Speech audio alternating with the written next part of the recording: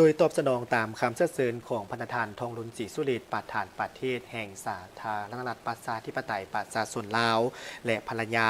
พระบาทสมเด็จพระวชิรเกล้าเจ้าอยู่หัวและสมเด็จพระนางเจ้าพระบรมราชินีแห่งราชอาณาจักรไทยได้เสด็จเดินทางเยี่ยมยามรัฐกิจอยู่สาธารณรัฐประชาธิปไตยประชาชนลาวในระหว่างวันที่ 16-18 มีนาคม 2026 เพื่อเป็นการสืบต่อเสริมขยายสายพันธมิตรภาพและการร่วมมือที่เป็นมูลเสื้ออันดีงามฐานบ้านใกล้เงินเคียงที่ดีและการเป็นคู่ร่วมยุทธศาสตร์เพื่อการเจริญเติบโตและการพัฒนาแบบยืนยงระหว่างสองชาติลาวไทย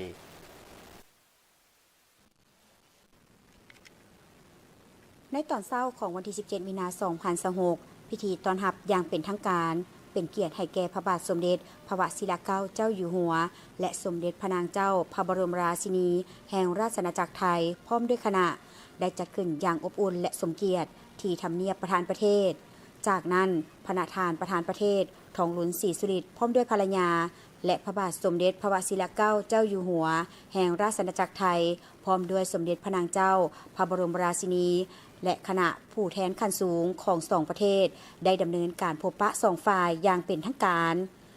ในโอกาสนี้ประธานประเทศทองหลุนศรีสุริตได้แสดงความยินดีต้อนรับอย่างอบอุ่นและตีราคาสูงต่อการเสด็จมาเยี่ยมยามครั้งนี้ซึ่งมีความหมายความสำคัญทางด้านประวัติศาสตร์แห่งการพัวพันลาวไทยที่ส่องแสงให้เห็นถึงความมุ่งมา่ปรารถนา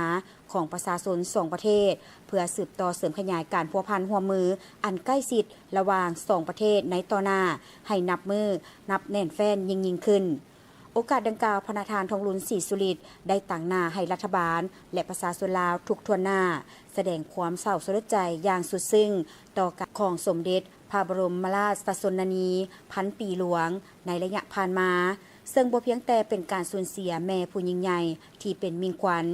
เป็นที่เคารพรักและเทิดทูนสักการะบูชาของปวงชนชาวไทยทั้งชาติเท่านั้นแต่ยังเป็นการสูญเสียญาติมิตรที่ใกล้ชิดผู้ที่มีคุณงามความดีอันใหญ่หลวงของประชาชนลาวอีกด้วย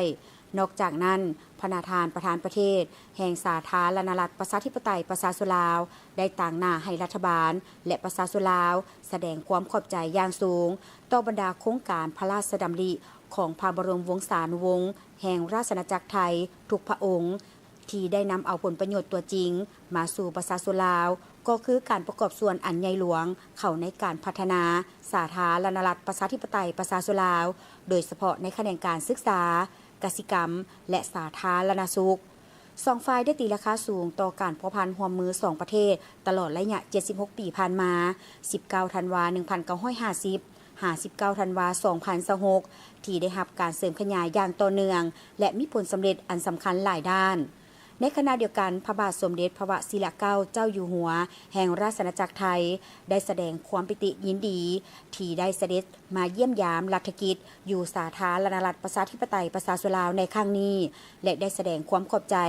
ต่อการต้อนรับอันอบอุ่นของรัฐบาลและประชาชนลาวทุกทั่วหน้าที่เต็มไปด้วยไมตรีจิตมิตรภาพและความเข้าอกเข้าใจซึ่งกันและกันพร้อมทั้งได้อวยพรให้สายพันธมิตรภาพและการร่วมมือที่มีมูลเสื้ออันดีงามฐานบ้านใกล้เฮือนเคียงที่ดีและการเป็นคู่ร่วมยุทธศาสตร์เพื่อการเจริญเติบโตและการพัฒนาแบบยืนยงระหว่างสองประเทศไทยลาว